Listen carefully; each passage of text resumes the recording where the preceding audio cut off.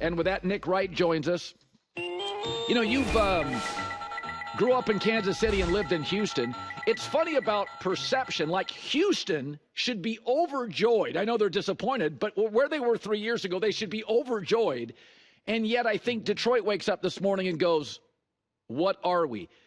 The Lions worry me, Nick, because like the Eagles, if they lose those two coordinators, every year a great team regresses. I look at the Lions and wonder, Dan Campbell's culture thing may have a ceiling here. Anything that worries you on that list? Oh, well, I mean, worries me on the list. I mean, you have the two-time defending champion 1 seed that's undefeated in the playoffs against the Bills, behind the Bills, but we can address that in a moment. As far as the concerns me about the Lions, yeah, listen, I don't want to panic, but I also don't want to underreact. I think it would probably be a good bet to say in 5 years, are we going to look back and say, oh, damn, their best chance was in 2023 and 2024. Right. In 2023, when they have a 2-score lead in the NFC Championship game. Yep. And then in 2024, when they're playing a rookie at home in their building. And look, there's nothing you can do about the defensive injuries. That's bad luck, and that's the cruelty of the NFL. You can maybe ask your coordinator, who's now the head coach of the Bears, you know the player who in his brief NFL career has been suspended twice and about an hour ago had, let's call it, a colorful, erotic celebration in the end zone? Yeah. Let's not trust his judgment to throw the biggest pass of our season. Maybe let's put the ball in some more trustworthy hands. Yeah. The problem is the trustworthy hands are Jared Goff's tiny hands, and he had a brutal game, and you wonder how much that's going to haunt him moving forward. I do think the Lions are excellent, and the injuries is mostly what killed them, but the reality in this league is very simple. If you don't have a superhero at quarterback, everything's got to go perfect. You can win, but everything's got to go perfect. The Lions have a great civilian at quarterback, not a superhero. Yeah. And when things get a little askew and he needs to carry you, he had his worst game in the worst moment. So I'm not like selling my Lions stock, but I wouldn't buy any more of it either. So I defended, again, I know I'm a Lamar apologist, but on the interception, Bateman stopped running. Mark Andrews dropped a 2-point conversion. Mark Andrews fumbled, and on the snap Lamar fumbled, he had to be Superman to save it. I'm not saying he was great, but I'm saying he continues to go into these playoff games. They have no number 1 receiver. Zay Flowers didn't play. Mark Andrews had his worst game as a pro. They were the favorite. I listened to you all year talk about how complete the team is. I am not going to allow this to happen everywhere. Because all year long, it's the same song and dance 2 years in a row. The Ravens are the best team. DVOA says they're one of the 10 best teams ever. Forget the fact that they lost 5 times. No. They're coming together at the right time. Also have to hear this. Look at the numbers. Lamar's the MVP. Look at how 4 picks all year. And if you watch the tape on them, none of them were his fault. Yeah. They were all good passes. That's the narrative going into the playoffs. Then the playoff loss happens, and it's like, man, that roster wasn't that good. And why didn't they let Derrick Henry run the ball that much? Why did they put the ball in the hands of the league MVP? We can't do it. I'm not going to kill Lamar.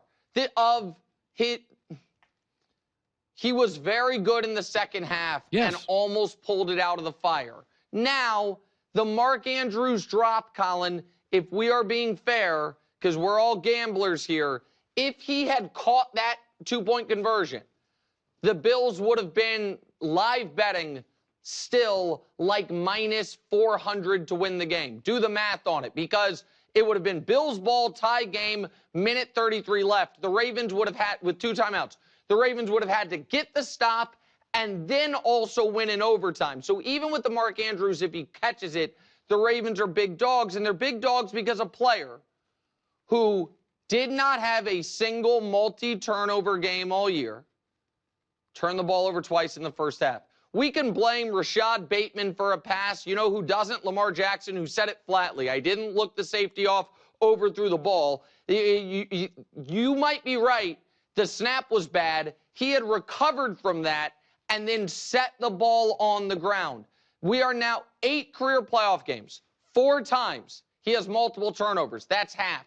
94 career regular season games. 14 times he has multiple turnovers. That's 15%.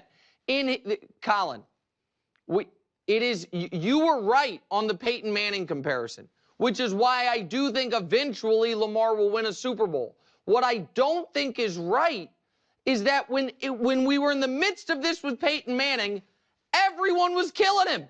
Everyone's like, how can you be the best player in the league in the regular season and then consistently not good in the playoffs? And with Lamar Jackson, everyone's like, man, he tried so hard and he wants it so bad. It's patronizing to the player. And so, no, I don't buy this. And the number of people who yelled at me all year, he's the league MVP, and then got on TV Monday and they're like, why'd they give Lamar the ball so much? Derrick Henry's right there. Well, then maybe he's the league MVP. I don't know, but we'll do it again next year. Lamar can win all the MVPs, get all the first-team All-Pros, and then everyone can, in the playoffs, be like, who could have seen that coming? I mean, I don't know. I just don't buy it. Great player. Struggles in the biggest moments. Let's talk Jayden Daniels. I think Washington can win. Yeah. Andrew Luck is the best. Yeah, I remember Elway. I'm old enough to remember Elway's rookie year, kind of. He played about 3/4 of the games. He had like double the picks as he did touchdowns, and he's an all-timer. Could have played baseball or football. And then I watched Andrew Luck, who threw a lot of picks, but boy, he was good with a bad team. Well, I would argue the Commanders' team is closer to Andrew Luck's than it is any of these like playoff teams that he's playing against. He was the best fourth-quarter quarterback. I think we're seeing one of the great quarterbacks. I don't think it took long. In fact, there were practices with Patrick Mahomes his rookie year. There were practices that video got out, and people were like, you're not going to believe it. There was discussions about Lamar as a rookie. You're like, yeah, we can't tackle him in practice. Herbert's first game. Joe Burrow with a horrible offensive line year 1. I don't think it's a fluke. I think Jayden Daniels, I think we're looking at like 70% Mahomes, 25% Lamar. I think it's different. His decision-making makes no sense. I mean, Dan Quinn's a good coach. He's not Andy Reid. Cliff Kingsbury's a good coordinator. Was he McVay? You think I'm crazy. I think the best quarterbacks in the league are I don't think you're crazy. Mahomes, Allen, Burrow. I'd put Lamar 4. I'm not so sure Jayden Daniels isn't 5, and I don't think I'm overreaching. So here's the thing. I don't think you're overreaching either. The only pump the brakes piece of this is there was a little bit of this with CJ after the playoffs last year. There was even a little bit of this with Jordan Love after the playoffs last year. I think they both regressed a bit this year. Jayden, though, has had a better season and playoff run than either of those players. It's the greatest rookie season ever. I've been skeptical of Jayden's ability to stay healthy. Same. Because of his frame and his play style. Same thing. But that's a different discussion. Right. That is a totally different discussion than how good he is right now. By the way, despite everything I said about Lamar, he's consensus, no doubt, a top 5 quarterback. In fact, there are 4 consensus, no doubt, top 5 quarterbacks. You listed them. Mahomes, Allen, Burrow, Lamar. At number 5, though, there's about 6 guys who people could make an argument for. Yep. There's an argument for Justin Herbert if we pretend the playoffs don't exist. There's an argument for my guy Baker Mayfield. There's an argument for Matt Stafford, who I would have had there. Some people would say Dak when he's healthy. Some people who had been arguing Brock Purdy until this year happened. Jordan Love, C.J. Stroud. There's 7 guys you could argue go there. I totally agree with you, Colin. He now has as strong of an argument as anybody. Like, I don't know definitively who the 5th best quarterback in the league is, but I do know that if somebody says it's Jayden Daniels, the really only argument against it is he hasn't done enough yet, but what he's been allowed to do, which is only play this 1 year, he continues to exceed expectations. No, so I don't think you're, like, who, I think I would say Stafford is 5th. Yeah. But Stafford's also turning 37, and, you know, maybe the best football's behind him. I don't know. It's open for him. That's for darn sure. Yeah, I mean, we said that about C.J. Stroud, but C.J. Stroud wasn't hyper-mobile. He was a pure pocket guy. His comp was Goff. This kid and we all said this coming in. I watched a ton of his college.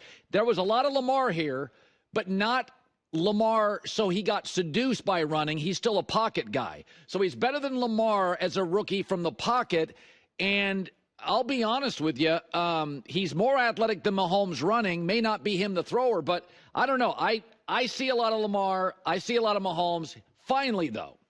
So we both love Chicago and our friend Danny Parkins, and I had said, quarterbacks and coordinators, it kind of depends where you land. And the Bears are a gravel road with politics and potholes everywhere. And he just came from Detroit, and Dan Campbell helped make that, with the O-line and running game, a paved road. I don't know if it's going to be LaFleur or Adam Gase. What is your guess with Ben Johnson and the Bears? What's it closer to? Well, listen, I think it's the best hire they could have made. I support it 100%. You have talked about this extensively. I agree with you. If you have an established veteran quarterback and you need a head coach, then maybe adding a culture guy like a Vrabel or Harbaugh, who I know is an offensive mind, but he's more about, you know, culture. When you have Herbert already there, fine.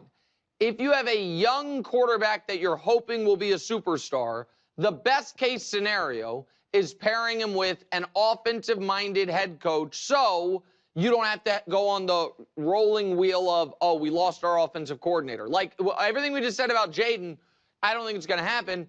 But what happens if Cliff Kingsbury does such a good job, he gets a head coaching job, and now Jayden's with a new offensive coordinator? That's potentially problematic. You worry about that a little bit with CJ in Houston as well, with a defensive-minded head coach. So I agree with the hire. But I'm really glad you prefaced it with LaFleur, Gase, meaning there are a lot more examples of the young offensive first-time head coach whiz kid not working than there are, oh, it's a home run. Right. The home runs are recent, post-McVay, are the only real home runs are McVay and Kevin O'Connell. Yeah. And listen, I love Kevin O'Connell, but he's yet to win a playoff game, even though, you know, they've been at home in both of them. And LaFleur, nobody probably has benefited from the playoffs expanding to 7 seeds from 6 more than LaFleur, because last 3 years were missed the playoffs, 7 seed. And again, I think those are great head coaches. Those are the successes. The failures are, you know, a dozen names. And so anyone acting like this is a sure thing, I think is foolish. But it's a bet, and I think it's a smart bet. And one thing you've been, I think, correct on is the Bears' attachment to the 85 Bears. Ugh. And that we want to be defense, and we want, you know, it's 40 years ago. This, to me, signals they are okay maybe moving past that. You know what I mean? We're going offense, we're going young, we're going smart. And now there is huge expectation, Colin, on Caleb. Like, there is part of me, whenever I watch Jayden Daniels, I get a little, you know, choked up because I'm like, this is the life that I saw Caleb living, taking the world by storm. And by the way, a sidebar, how much credit do I get for the take that it's going to be in the Super Bowl, Chiefs against a rookie quarterback from the NFC? I mean, I'm like 95% right. Now, I said it was going to be against Caleb, but I mean, I just got one door down from the greatest take of the year. If it's Chiefs against Jayden Daniels, I said the #1 pick is #2 pick. Basically, the best prediction of the season. But that's the year I thought Caleb could have this year, the one Jayden's having. So the expectations are now ratcheted because some from his own draft class crushed it, and they got the right head coach. Okay, so we got about 2 minutes left, and I got to ask you. I defended the officiating with Kansas City. First of all, it's not challengeable. They tried it with PI. It didn't work. It's not challengeable. Second, Dwayne Wade, James Harden, a lot of the great players, Mahomes, they sell it. That's called manipulation. It's called leverage. I'm not going to. The other thing is, when the Will Anderson hit came, my take is, I looked at it and I went, oh, that's headhunting. So thank you. That's what I said. I know we don't have a lot of time. Yeah. The Will Anderson hit. Everyone that's being honest, you can hate this, but on the TV copy in real time, it's like, oh, yeah, he cracked him in the head. Yeah. And then they show the first replay. Watch Mahomes here. Yeah. And you're saying you watched that on TV and you weren't like, oh, that's high. And then you see that, which is what the ref saw. You're like, oh, that's high. Yeah. Then you see this and you're like, oh, that's high. It's only this angle, and I don't even know if they're going to show it, the side one, where you're like, oh, no, it was more glancing blow. That's right. And so that is, you can hate that call. That call gets made for every quarterback, certainly every Pro Bowl, much less star quarterback. Yeah. Go ahead. We went to the rule book yesterday. The rule. That's the right call. Yeah. The rule says to officials, when in doubt, call it. Like in baseball. Call it. And by the way, and listen, I love Buck and Aikman. I love them. But what they missed on this was that one was reviewed by New York.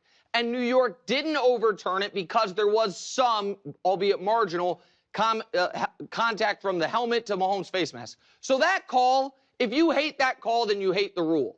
The other one was a bad call. I'm not denying it was a bad call, and Mahomes baited him into it. And we can, if we want to penalize quarterbacks, take their protections away when they bait them into it, that's fine. But let me just finish real quick and then go. I don't like the sideline. I don't like the sideline stuff with Mahomes, though. Me neither. He's got to get out of that. The league's got to change that. So 2 points, because so first of all, this one here, this is why everyone's lost their mind. They're totally right. He was trying to bait him and he flopped. No penalty was called. That's right. Everyone's like, oh my God, there was no penalty. Everyone's mad at an idea that it could have happened. The bad call that we didn't show when he's running around and then slides late. I think it's dangerous. I don't like it. I think it's taking advantage of the rules. I get all that. Also, if they don't call this penalty, well, look, it's 1st and 10, Colin. He runs 5 yards. Oh, my God. The Chiefs would have been backed all the way up to 2nd and 5. Shut up. You know why the Texans lost? Because they scored 1 touchdown in a playoff game at Arrowhead, and they had one of the worst special teams performances in modern NFL history. Yeah. That's why they lost, because their vaunted defensive line got 3 sacks while the Chiefs' defensive line got 8. All the whining. And Will Anderson saying, oh, yeah, we knew going into the game it was going to be up against the refs. Then don't have the first time you hit the quarterback, you hit him in the neck. And if you know it's going to be you against the refs, maybe aim for the chest. So everyone can keep their complaining. There was one awful call in the NFL playoffs, game-changing call. The DPI against Baltimore at the end of the first half. Yeah. Nobody cares, because nobody actually cares about bad officiating. They only care about trying to find a reason that the league, by the way, and I'm sorry I'm late, but you put me on this. This idea that it's rigged. Guys, you do understand the league is the 32 owners. So the 31 other owners are like, damn, I guess we're rigging it for Kansas City again. You don't think McNair in Houston is like, hey, guys, I don't want to rig it for the Chiefs? And they're like, shut up, doesn't matter. You know, so ridiculous. Thank you for bringing that up. Oh, yeah, okay. Yeah, you know, we needed an exclamation point with your rants today, and that was it, buddy. Good seeing you. Yeah, see you, bye. Hi, everybody. It's me, Uncle Colin. Subscribe here to get the latest from the herd, including exclusive behind-the-scenes videos and more, wherever you may be, however you may be watching. Thanks again for making us part of your day.